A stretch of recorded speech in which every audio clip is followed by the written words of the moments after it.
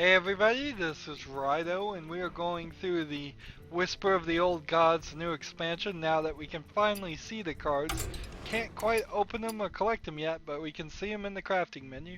So we have to go here to crafting. Go ahead and include those uncraftable cards, even though that is probably not an issue.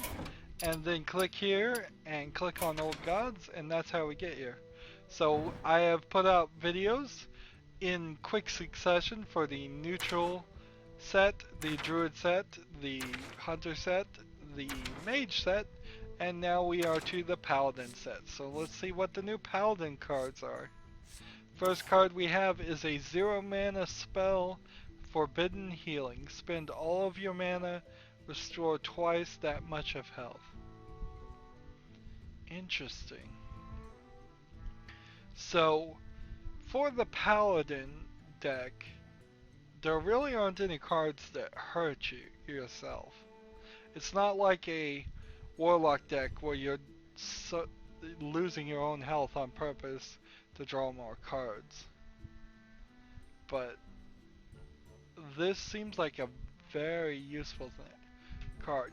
Now you never play it on the first turn because it's almost impossible, or if not completely impossible, that on your first or second turn, well, the first or second turn between the two players, that you would be down any health. Uh, but on the second turn, you might spend half your mana there and get 2 health back. Or on your 10th turn, if you make it to a 10th turn, you might spend all 10 and get 20 back. I think this card has value. It's kind of strange. There was a card that did something like that for the mage that was kind of worthless, and there was a card that did something like that for the druid that was awesome. And this one is kind of awesome. Next card we have is a 1 mana spell, Divine Strength. Give a minion +1/+2. That's definitely worth it. That's powerful. Next card we have is a 1 mana, 2 attack, 1 health minion called the Selfless Hero. It has a death rattle to give a random friendly minion Divine Shield. Now there is a card that will take Divine Shield away from all your other minions on the field and then gain like +1/+1 or +2/+2, I don't remember, attack. So you might lose 6 Divine Shield creatures, Divine Shields off creatures, and then get +12/+12 on that character. It would be a rarity when that actually worked, but it would work. Overall, this card is great. Even without the giving a minion Divine Shield, and 1 mana, 2 attack, 1 health is pretty much the best you can get right now, it seems. Next card we have is a 1 mana, 1 attack, 3 health Murloc called Vilefin Inquisitor.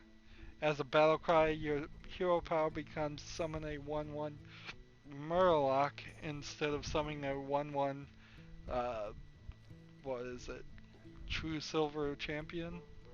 Or whatever or is it a 1/1 Paladin? I don't remember what his hero power is. Very helpful. More and more they're making it pretty obvious that if you're going to play a Murloc deck, it needs to be with the Paladin. There's a couple of Paladin cards in the other expansions that are very much focused on Murlocs. So if you're playing a Murloc deck, definitely have this in your hand. It's a pretty powerful Murloc even without its ability. Next we have a 2 mana spell, a Light in the Darkness. Discover a minion and give it +1/+1. That's kind of random of a card, but I think for some of us bad players, myself definitely included in that group, it's a decent card to play. I bet the tournament players that reach rank legendary are going to say it's too random and that they wouldn't want it, but I think for an average player or less than average player, this is a fine card.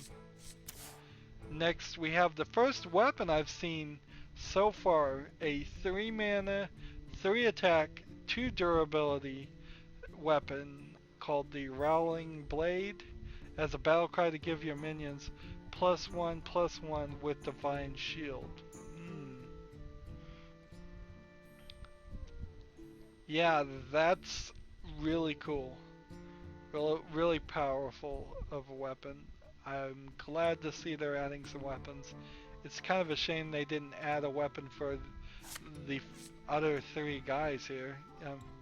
I kind of wish if they're going to add a weapon, they would give every single class at least 1 weapon, just to keep it balanced every time. Next card we have is a 3 mana, 3 attack, 3 health creature called the Steward of the Darkshire. Whenever you summon a 1 health minion, give it Divine Shield. They're going crazy with the Divine Shields here. This is definitely a card you'd want to play though, even if you're not going to have any 1 health creatures. Just being a 3/3 and potentially giving some other characters a Divine Shield is pretty good. Of course, if you know for a fact that none of your characters have a 1 health, then don't play this, of course. It would be really good on Murlocs too. A lot of Murlocs only have 1 health. Giving them the Divine Shield would be awesome. Next card we have is the 5 mana spell Stand Against Darkness. Summon 5 1/1 Silverhand Recruits. That's what they're called. So 5 1/1. We've already got a couple of cards I feel like that do something crazy like this and summon 5 1/1 Silverhand Recruits. And then there are several cards that give Silverhand Recruits +1/+1 and other things. It starts to open up a deck that could be focused heavily on summoning Silverhand Recruits, which is a cool concept, but it feels a little overpowered already, and for them to give another card that gives them just more of them, it's not something I'm super happy about, but I don't think many people would play this card anyways, so we'll see how much play it gets when these cards come out. And then finally we have a 8 mana, 8 attack, 8 health, legendary, that's what the dragon means, creature, Ragnaros Light Lord. Interesting, because Ragnaros was the villain, and we already have a Ragnaros card from previous expansion. So the difference here is the old Ragnaros would randomly do 8 damage to a enemy, or if you had Ragnaros in a different fashion, because you could either play as the character Ragnaros or have a minion of Ragnaros. If you played as the character of Ragnaros, you could use the hero ability for 2 mana to deal 8 damage and select what you're going to do. And this Ragnaros now, at the end of your turn, restores 8 health to a damage friendly character. I assume at random, because it's after the end of your turn. I wish they would specify, or you could hover over words and get some more explanation. For instance, there was something like active abilities that get trigger in the order in which the cards were played. So if you play something on the first turn, that will happen, that ability will happen before something you played on the second or the third or the fourth. And I did not know that. I've been playing this game for over 2 years. I always thought it was left or right, or just random, or just crazy, because it didn't make any sense to me. So yeah, definitely a card you'd want to play. I don't see anything wrong with this card. So that's the Paladin expansion. We will come back in the next video in a few minutes for the Priest expansion. As always, I ask you to like this video, share it with your friends, comment if you want to, and watch every second of my videos. I hope that helps me out.